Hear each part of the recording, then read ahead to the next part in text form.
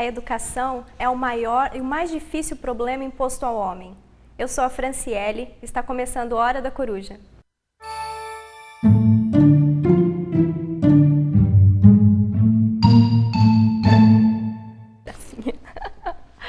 Boa noite, pessoal, sejam bem-vindos ao nosso Hora da Coruja.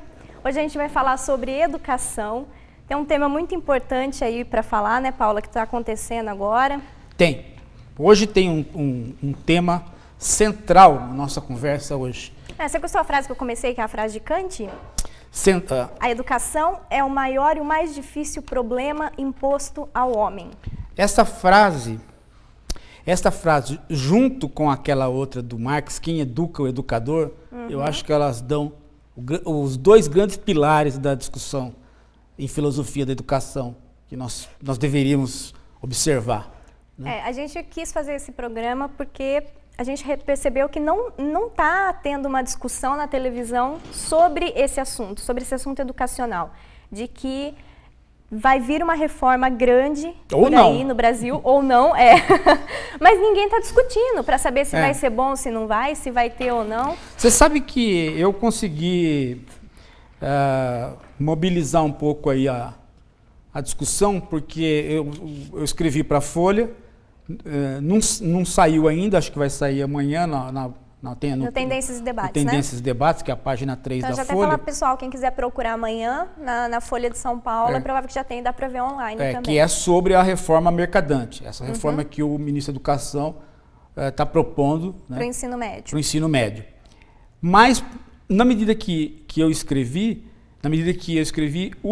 a Folha, acho que também começou a se mobilizar, e eu fiquei sabendo que sábado passado ela fez no Tendências e Debates, eu não vi ainda, vi por cima, assim, ela fez no Tendências e Debates na semana passada, agora no sábado passado, aquela pergunta, né? Pergunta para um se apoia a reforma, pergunta para outro se não apoia a reforma. Então parece que um professor da área de ciências respondeu pelo não, e o Ramos, que é coordenador daquele movimento Todos pela Educação, respondeu pelo sim. Né? E é óbvio, né? Porque o Todos pela Educação, isso eu já mostro lá naquele livro meu, Filosofia e História da Educação, já mostro que o Todos pela Educação, que é um movimento de empresários, está articulado com o MEC, né? Desde o período do Fernando Haddad, né? Então, portanto, continua articulado com o MEC e vai a favor da reforma. E o pessoal da área de ciências é que respondeu que não. Né? E até é significativo isso, né? Porque me parece que a área de ciências aí é a mais preocupada com essa reforma, porque o Brasil já vai mal nessa área científica. Sim. A gente forma pouquíssimos cientistas, né? E um ensino médio onde as áreas vão ser separadas, e separadas, elas vão deixar de ser separadas, né? Elas vão se integrar aí em grandes áreas. Vamos tentar explicar, isso aí parece que preocupa os cientistas. Como funcionaria na prática, né? Para o ensino médio, daqui para frente, não teria mais as disciplinas que a gente conhece tradicionalmente, como português, matemática, biologia, filosofia, história. Elas seriam divididas em 4 grandes áreas.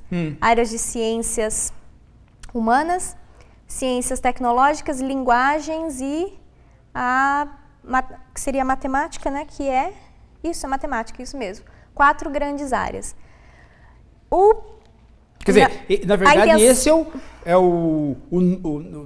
o núcleo da reforma. Isso. Né, para o ensino médio. Aí tem também uns penduricalhos na reforma, né? Como assim um penduricalho? Tem porque a reforma é isso, mas ela tem algumas consequências de horário de aula, de não horário, então, tem uma série de consequências. Várias questões aí do governo, do qual eu queria comentar. Na verdade, eu acredito que a principal ideia para isso seja para dar uma forma de maquiar o IDEB. Maquiar o IDEB? Maquiar o IDEB. O Brasil está com um índice de desenvolvimento da educação básica muito ruim. O índice, o IDEB já é uma maquiação.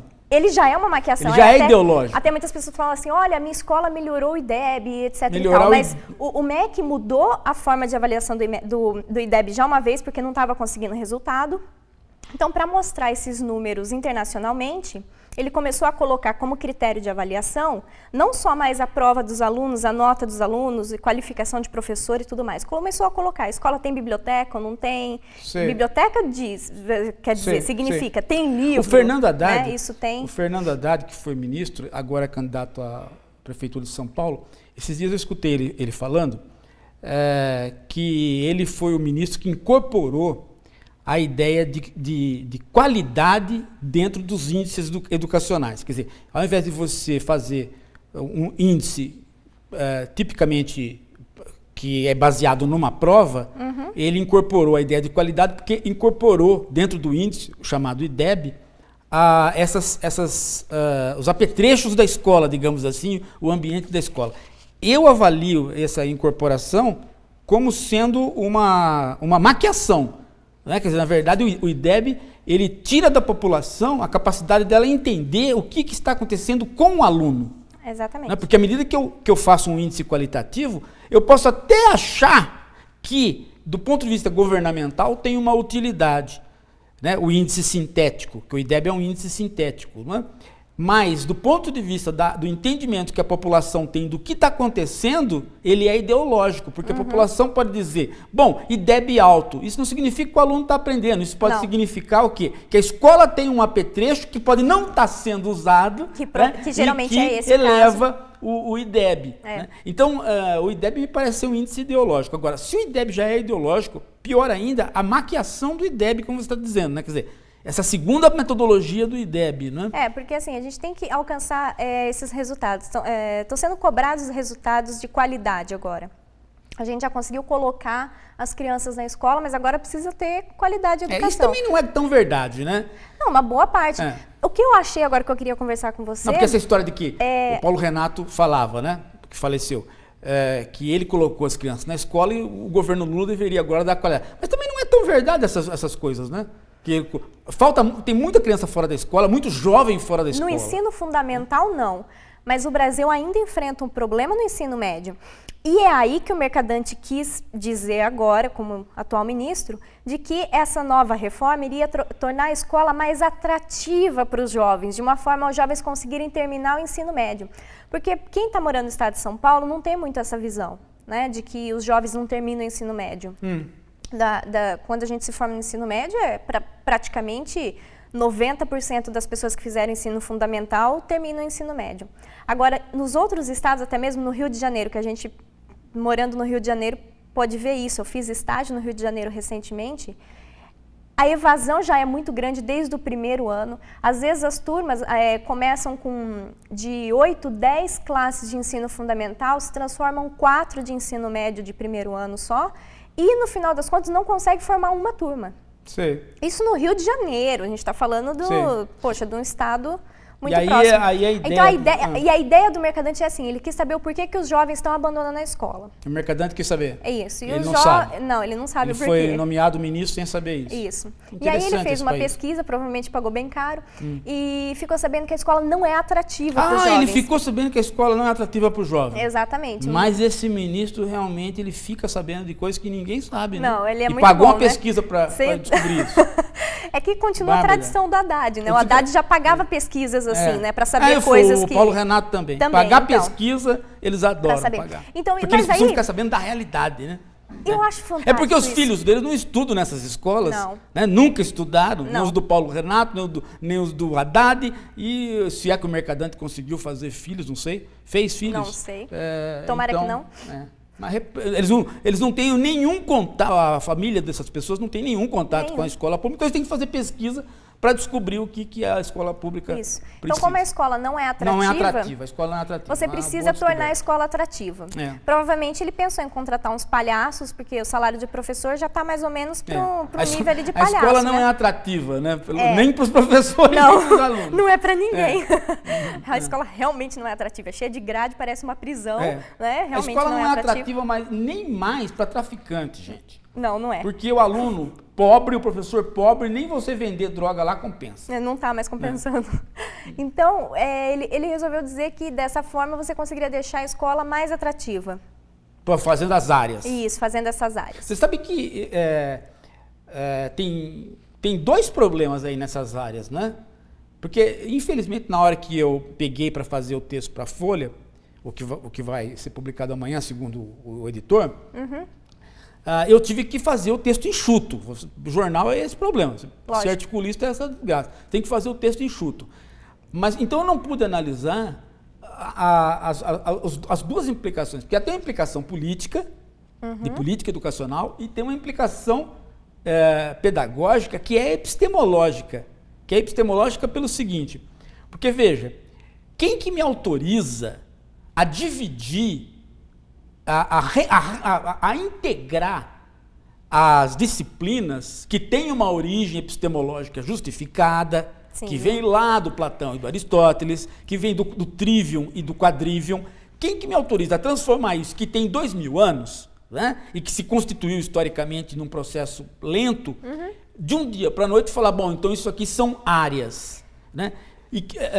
É o cara que precisa fazer a pesquisa para saber que a escola não é atrativa. Sim, mas então tem um problema, tipo de tem um problema epistemológico aí. Sim. Mas tem um problema político decorrente desse problema epistemológico, que se eu crio áreas, eu preciso ter um responsável pelas áreas. E aí eu não tenho professor responsável pelas áreas, porque os professores são formados pelas licenciaturas no esquema tradicional. Isso, vamos conversar sobre isso, é interessante. Aí eu vou ter o quê? Ele não respondeu sobre isso. E não vai e não vai responder provavelmente. Como ficaria na prática? Porque assim, o plano sempre é muito bonito, os planos do governo. São muito bonitinhos. Esse não. Esse não é bonito nem na teoria. Porque ele tem um problema teórico, epistemológico Ele tem vários problemas muito fortes. Primeiro, quem vai ser o profissional a trabalhar nessa área? Quem? Me diz. A nossa universidade forma professor de filosofia, de matemática, professor de matemática. Exatamente. E nós sempre brigamos para que a licenciatura caminhasse junto com o bacharelado, para criar a especificidade. Exatamente, a ideia... Para romper com a ideia de que no ensino básico você não tem a especificidade e entra no ensino médio para preparar para a universidade já com a especificidade. Olha, não é isso? As escolas, a ideia é essa. Então, entre 15 e 16 anos você tem a quebra, o entendimento de que você vai entrar dentro de um campo disciplinar. E todas as escolas que conseguiram melhorar de qualidade mesmo, sem seguir essa pesquisa, mas conseguiram melhorar a qualidade, foram aqueles que conseguiram colocar os professores da área dando aula da sua matéria. Isso parece que há duas grandes verdades que já ninguém mais discute, né? Uma é a condição do diretor de escola. A escola vai bem quando o diretor é competente, é um intelectual bem formado. Isso é um dado que já ninguém mais discute. Direita e esquerda concordam. Só quem já trabalhou numa escola com um bom diretor e com um péssimo diretor sabe Agora, o que significa. O outro dado que ninguém mais discute, que já é também consenso para a direita e para a esquerda, políticas, é este da especificidade. Né? O professor formado especificamente, ele faz crescer a condição dos alunos. Né? A especificidade, ela traz um benefício para o aluno, né? Ele conviver com professores que são formados naqueles cânones, Paulo, disciplinares. Tanto é que, na prática, quando você vai procurar um médico, todo médico se forma clínico geral. Sim. Certo? Porém, você sempre procura o médico do que é específico para cuidar da sua doença. E o processo da medicina é muito parecido, o diagnóstico da medicina é muito parecido com a questão educacional, porque primeiro você vai para o clínico geral. Isso, primeiro você tem que ter... Depois você vai para o especialista. Que é mais ou menos a formação, a formação que a nossa... gente tem. Isso. Né? A gente vai primeiro para as situações gerais, a matemática básica, a alfabetização. Depois de 9 anos de escola, a gente tende aí para especificidade. Ou mesmo na universidade, praticamente o primeiro ano de graduação é um ano onde quando você faz filosofia, você tem aula de história, de psicologia, de antropologia, de sociologia. Aliás, a gente percebe que um dos grandes problemas de formação de professores no Brasil, Fran, eu pelo menos entendo assim, é o fato de que a universidade forma professores no curso de pedagogia para o ensino básico. E esse curso de pedagogia, ele tem um problema. Qual? Né? Ele não tem especificidade. Não adianta você falar assim, é letramento, é tal coisa, é tal... Não tem especificidade. A própria palavra pedagogia tem a ver com a não especificidade. Porque ela é um levar ao saber. né? Ela não discute a questão do saber e as especificidades. Tanto é que o curso de pedagogia tem problemas gravíssimos na hora das metodologias, né? O pessoal não sabe matemática e vai estudar ensino de matemática. O pessoal não sabe português e vai estudar o ensino de português. Esse ensino de é muito problemático na universidade. Agora, veja só. Então, este curso é o único curso de não especialistas, né? Isso, e não está dando muito certo. E não está dando muito certo. Os outros cursos dão mais certo por serem de especialistas. Então, a universidade não vai mudar. E olha o que dava certo. A universidade não vai mudar. Não. Ela não vai se adaptar à reforma e criar professores. Porque, veja, Francis, eu vou lembrar uma coisa para você do seguinte. Teve um tempo que já foi feito esses conglomerados, que foi a época da ditadura militar. Na época da ditadura militar, uma das reformas que teve foi uma reforma onde criou-se conglomerados. Então, por exemplo, História e Geografia passaram a ser estudos sociais. E aí obrigaram a universidade a se adaptar a isso. E as universidades resistiram, mas aquelas que não puderam resistir foram obrigadas a transformar, a eliminar os seus cursos de Geografia e História e criar os cursos de estudos sociais. Sim. Então aí algumas universidades optaram pela seguinte coisa: cria-se os estudos sociais como licenciatura curta, de 3 anos. Certo. Mas mantém o bacharelado em História e Geografia para poder não perder a tradição dos estudos pós-graduados. Talvez para ciências humanas. Mas agora a universidade não vai topar fazer isso. E como faz? Com razão, né? E com razão. Como você faz? Quando você forma um físico, você forma um bacharel em físico, então você forma um licenciado. Né? Não teria sentido eu formar um professor geral em ciências, né, e tecnologias. E aí depois eu tenho o físico. Mas nós já fizemos. Formado em 4 anos também, da mesma forma. Nós já fizemos isso. O meu diploma, né, que eu não fui buscar, o meu diploma que eu não fui buscar é assim, licenciado em ciências, / habilitação física, lá na Federal de São Carlos. Né? Agora, o nosso de filosofia, o meu e o seu de filosofia, já não é mais assim, já superamos essa fase. Né? Que é os 4 anos de bacharel em filosofia. Ou então, se você faz a licenciatura. No nosso caso era bacharel. Mas veja só como no caso da filosofia tem uma outra implicação, porque a filosofia voltou a ser disciplina agora. Sim, e justamente agora que nós estamos começando a recuperar essa tradição da filosofia no ensino médio, vem essa reforma e vai diluir de novo a filosofia. Nós vamos perder o que nós brigamos aí para conquistar. Né? A filosofia vai ser a mais prejudicada se passar a reforma. Filosofia e sociologia, que foram as últimas a conquistar o espaço novamente, né? Foram as últimas a conquistar o espaço agora, né? Isso daí é terrível. Agora, voltando um pouco no assunto, a gente estava falando sobre a questão da evasão. A ideia é que a escola não é atrativa. Porém, então quer fazer essa reforma. Porém, ao mesmo tempo, ele quer que as escolas se tornem de tempo integral. Sim. Do ensino médio. Mas ele vai reduzir o número de professores. Só um momento, a gente chega lá. Vamos primeiro pegar essa questão. Manter o aluno na escola o dia todo. Sim. O aluno brasileiro, que quando está no ensino médio, a grande maioria já tem que trabalhar, nem que seja por meio período, para ajudar os pais. É por isso o número grande da evasão. Você acha que realmente vai ter alguma melhora sendo de tempo integral a escola? Não, primeiro que eu não acredito que ele consiga efetivar o tempo integral, porque ele vai reduzir o número de professores. Porque, veja, se ele trouxer para a área, você tem 5 professores, matemática, física, química, biologia, se você traz para a área, não vai ficar esses 5. Então, essa é a pergunta. Vai ficar esses 5? Não, vamos explicar isso direitinho. Ou ele vai pagar para essas pessoas que são efetivas ficarem parados, como foi feito com a escola normal? Exatamente, que vai acontecer isso. Como é a pergunta do Luiz. O Luiz está querendo saber o seguinte: isso não é uma tática para suprir a falta de professores? Também. Ampliando? Eu vou explicar agora isso, porque a gente ficou conversando sobre isso outro dia. O Luiz estava funcionando mais ou menos assim. O ministro disse que seria muito bom, porque cada professor vai poder ficar na escola. Na escola dele. Ou seja, o professor de filosofia que tinha só 20 aulas naquela escola, então teria que acabar pegando 2 escolas para preencher o horário, ele vai poder pegar 40 aulas de ciências humanas e permanecer numa mesma escola. Para isso ele vai ter que expulsar o professor de sociologia, o de história, de geografia, se for o de filosofia que vai ficar. Ele vai ter que expulsar muitos outros professores. É. E outra coisa, como vai ser o critério... A folha de pagamento vai ser a mesma, mas o número de professores vai ser reduzido. É uma racionalização por baixo. Outra coisa, como vai ser o critério de quem vai ser o primeiro a escolher? Vai ser por mais tempo? O que eu mais escutava na escola... Porque são todos concursados. São todos concursados. Quem vai escolher? Quem tem mais pontos. Provavelmente vai ser esse o critério de corte. Se eu sou concursado, eu sou efetivo. Então como é que você... Para onde eu vou? Então, se não tem disciplina para mim? Vou explicar. Funcionaria mais ou menos assim. Se uma escola tem 80 aulas e você tem 5 professores, então você poderia preencher aí 5 vezes 4, 20, 200 horas de aula. Como a escola só tem 80 para esses professores dessa área de humanas, por exemplo, só vão ficar 2 professores nessa escola. Vamos pegar os 2 professores que têm mais tempo de casa. Ou seja, vamos supor que seja um professor de história e um professor de geografia. Eles vão assumir todas essas aulas de humanas. Os outros professores são concursados, eles não podem ser mandados embora.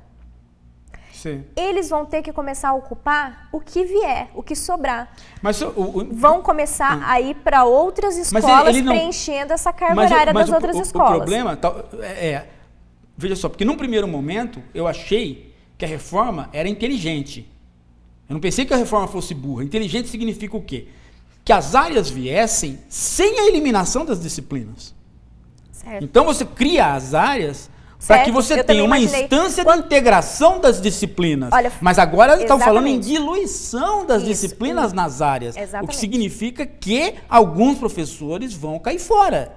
Só que eles não vão poder cair fora. Então o Estado vai pagar esses professores para ficar fazendo o quê? Veja, nós temos um problema na escola normal hoje. A escola normal foi extinta no Estado de São Paulo e os professores ainda são efetivos, estão lá parados.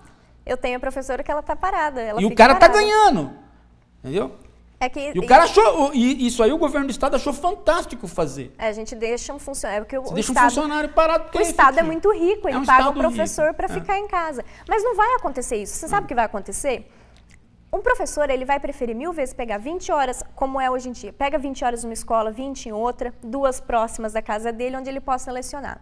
O que vai acontecer é que ele vai ser obrigado a pegar a aula onde estiver. Significa que se ele for jogado, como em São Paulo, por exemplo, não falta professor na Zona Oeste, mas falta muito professor na Zona Leste. Que é o que acontece nas capitais. Isso. Então, o que vai acontecer em São Paulo?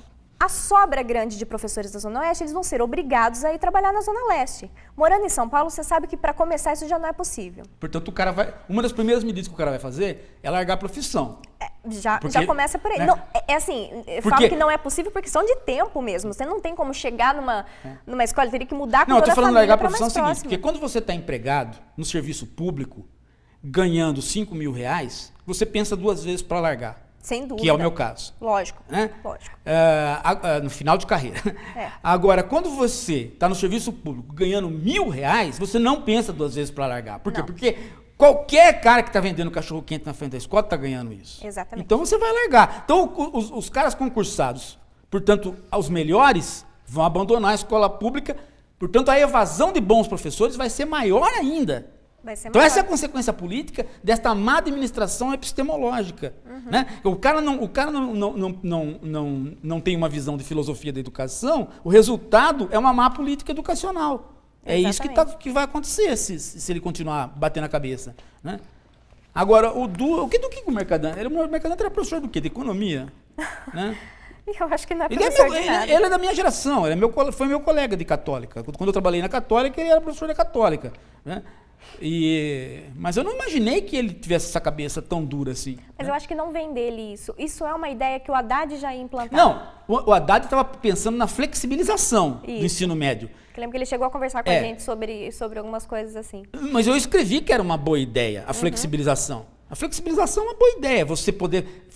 o aluno poder chegar no ensino médio e escolher certas disciplinas que ele vai dar mais ênfase. Sim, por exemplo, como é feito nos cursinhos. Como é feito no cursinho. Ou então no ensino médio das particulares, como por exemplo, quando você chega no colegial, você quer, no ensino médio, você quer aumentar sua carga horária de matemática. De matemática, porque você vai prestar medicina. Então, você faz mais aulas de biologia, de química, de matemática, do que aulas de ciências humanas. Você vai fazer isso. Sociologia, por exemplo. No Ângulo, a gente fazia uma divisão. Quando eu trabalhei no Ângulo, quando tinha uns 22, 23 anos, a gente fazia uma divisão que era mais específica ainda, quer dizer, cada frente de disciplina era subdividida em mais frentes.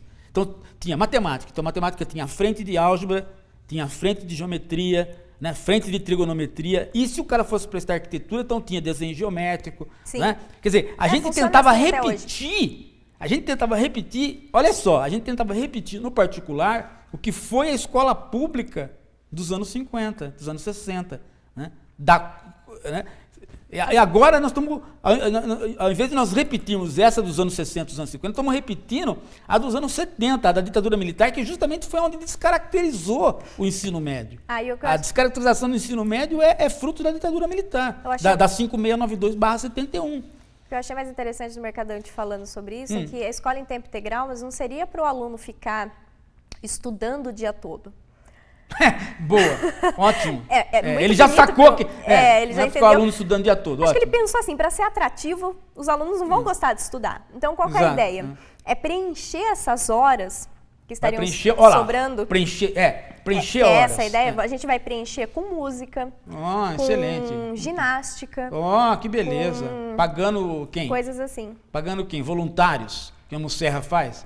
Provavelmente. Né? O Serra inventou essa história de pôr 2 professores na escola, que até hoje não pôs, já é candidato de novo e não fez, prometeu na vez passada, não fez e já é candidato de novo. Mas o Quercia explicou o porquê, né? Porque na atual circunstância de como a educação está tão ruim que uma professora sabe ler, a outra só sabe escrever, né? Então, para poder contrabalancear. Só que ele não cumpriu, e onde ele cumpriu falsamente. Você lembra que o dia que o Janazzi veio aqui? Lembro. Né? O Janazzi disse que e eu sei bem que me ofereceram essa bolsa quando eu estava no Mackenzie. O segundo professor não é um professor. Não, o segundo professor é um bolsista, que ele está no primeiro ano de graduação, que aliás é o mesmo de uma licenciatura, e ele ganha R$500 para poder ir lá auxiliar a professora durante algumas horas. Você sabe que esse negócio aí me lembra um quadro que o Jô Soares fazia nos anos 70, acho que chegou a fazer nos anos 80, não, nos anos 70 eu acho, que era um argentino, que o brasileiro chegava para o argentino e falava assim, olha, eu sou muito seu amigo, eu vou te dar R$500 ou 500 cruzeiros para você fazer tal coisa. E a tal coisa que o cara ia fazer era do tipo assim,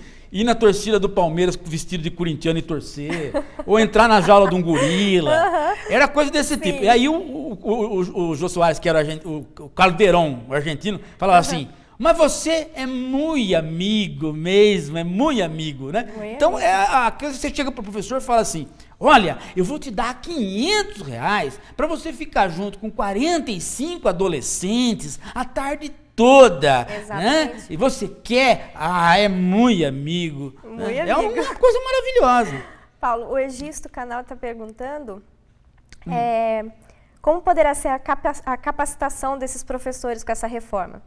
E é isso que eu queria comentar. Eu acho que a ideia vai ser essa. Vai ter que ser a incapacitação. Vai ser a incapacitação. Porque, veja, o cara é capaz em filosofia, mas ele não é capaz em sociologia. São coisas diferentes.